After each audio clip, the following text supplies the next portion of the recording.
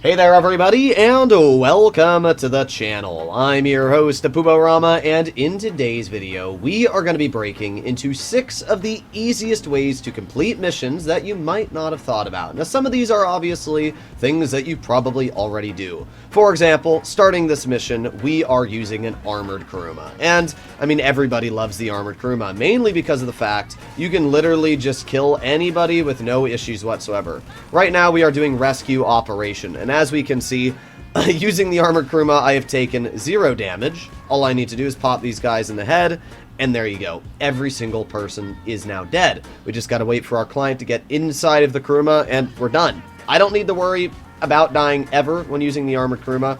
It made doing that rescue operation literally take about 2 seconds. We're gonna drive him all the way back to the safe house, and we're done. And that is why the Armored Kuruma easily makes it into the number 6 position. I figured that I would just throw this in here because, I mean, everybody knows about it, but just in case you're new or you kind of forgot about the Kuruma, it's just such a good vehicle. I just can't, you know, say anything bad about this car. It's fun to drive, it's fast, and it's literally bulletproof. However, I can say for a fact that the more we break into this list, the weirder the vehicles get, and I guarantee that there are some strats in here that you have definitely not used, but you might like a lot once you try them out. This next way of killing guards and completing missions is incredibly fun and probably my favorite in the video. As you can see, we are currently holding the Stone Hatchet. It looks just like any other melee weapon, kind of like the Pipe Wrench, but the Stone Hatchet gives you a special ability, and that is, when you kill guards, you get Berserk mode. So as we can see, I kill this guy, and now I have Rampage mode. Look at my health. I literally do not lose health. Every single subsequent person that you bonk with the hatchet will give you more of the ability back. So essentially, you're indestructible. It means that, yeah, clearing a crowd of guards is easy as 1, 2, 3. I mean, there's no way for me to die. Look at my health. I've lost basically nothing. Bonk, you're dead. Let me run over this guy. Bonk, you're dead. It's also a one-shot. Doesn't matter if you hit them in the head or really anywhere. You just one-shot every single guard you hit. So let's just finish off this guy. And there you go. We have cleared every single threat inside of this building. And now we can open the gun locker, continue our job. This is one of my favorite ways to not only do certain setups for the Cayo Perico heist, but just in general complete a lot of missions because of how easy you can abuse this ability. Behind me, we have a tank. And I don't think I need to explain much else. It's an armored vehicle, it's never ever gonna blow up from bullets, and it's completely bulletproof itself as, I mean, there's nowhere to shoot you. When you pair that with the fact that this thing has an incredibly dangerous gun that deals double the damage of an RPG, yeah, this is a very, very good choice of weaponry to use for missions. For example, we are currently doing Gang Termination. And Gang Termination is a very, very easy mission. You need to terminate gang... Oh my god, that person went flying. But all you need to do is terminate gang members. And, yeah, that's about as easy as it gets. There you go. We already cleared a captain. We can go into first person here, and we can shoot at all these guys. There you go. Oh, there's a guard right there. Darn. What will I ever do? Let me shoot right near him. Oh, there you go. Terminated another captain.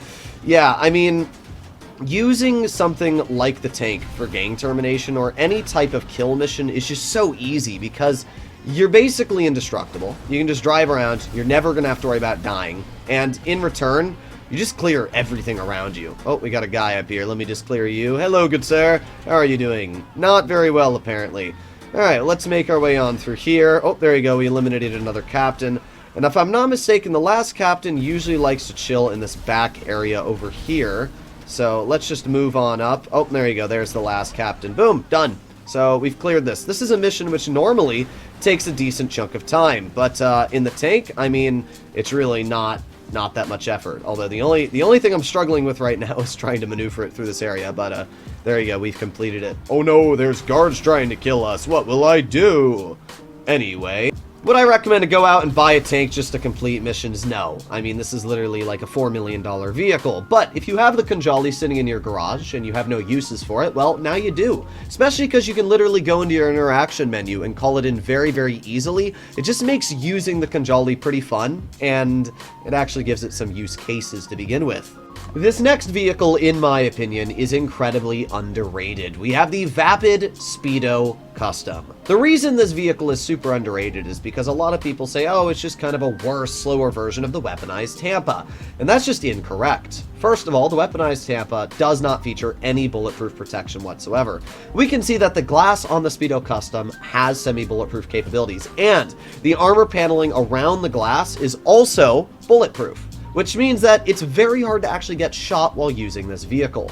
When you pair that with the fact that this vehicle drops proximity mines, just like the weaponized Tampa, it has the same remote Gatling gun on the roof, it's literally just a better vehicle, especially when you want to complete missions. For example, we're going to do this mission here, Titan of a Job, and we're going to use the Speedo Custom and just obliterate every single thing in front of us. And it's really, really easy to do so. Obviously, this 50 cal Gatling gun just murders everything that's in your way, and it has infinite ammo. You never ever need to reload, which makes life so incredibly easy. You see, normally I'd say using something like the Vigilante or the Toreador would be great for a mission like this. But there's one problem with both of those vehicles for this mission, and that is the fact that they use explosives. And obviously, doing something like Titan of a Job, where you actually need to use the Titan to complete the mission, well, it's probably not the best idea to use explosions while doing this mission, because we've already completed it. As you can see, we've taken 0 damage inside of our vehicle because the glass did its job. Now we hop into the Titan.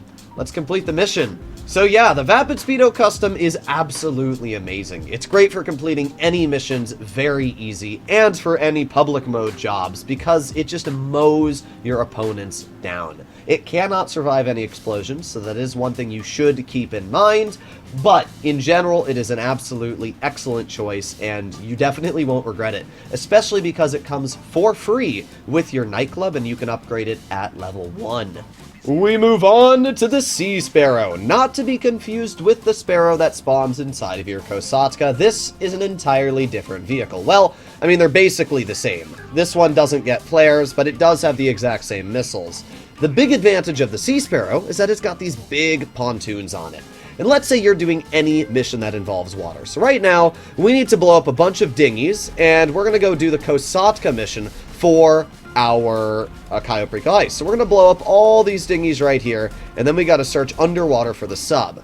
Normally doing this mission is really annoying because you have to get something either like a Deluxo or usually a dinghy, and you have to drive the dinghy over here, kill all the boats around you, and then you can make your way down into the sub. However, as we can see, using the Sea Sparrow is literally easy as cake. You just land it right above your Kosatka, and then boom, you go right into the vehicle, and we're gonna go kill the guards. And as we can see, after grabbing the sonar jammer for this mission, I can just hop right into my Sea Sparrow, which is floating right above where we were, start it up, and boom, mission is never been easier. Because obviously we also have missiles on this helicopter, so if we really wanted to, we can just blow up the helicopters in front of us, but that doesn't even matter. We can just fly away.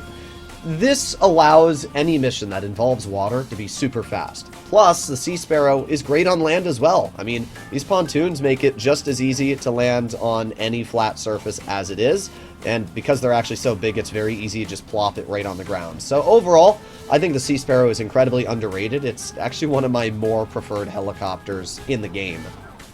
And the last vehicle to talk about for today's video is this, the Toreador. Not only is this an incredibly nice looking vehicle, but well, it's got homing missiles. And as we can see, these are homing missiles that you do not mess with. They will absolutely obliterate any troubles you have. Literally with just 2 missiles, we killed every single guard, and now we just gotta pick up our client.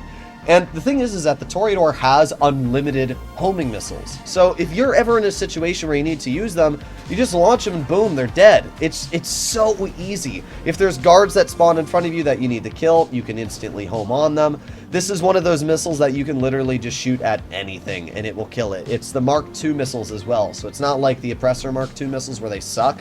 These are like the Runer 2000 and Scramjet homing missiles where they will instantly hit and home on whatever you fire at. So they are very, very dangerous. Pair that with the fact this vehicle also has a super speed boost, which allows you to instantly accelerate up to your top speed. Yeah, this vehicle is just a little bit insane.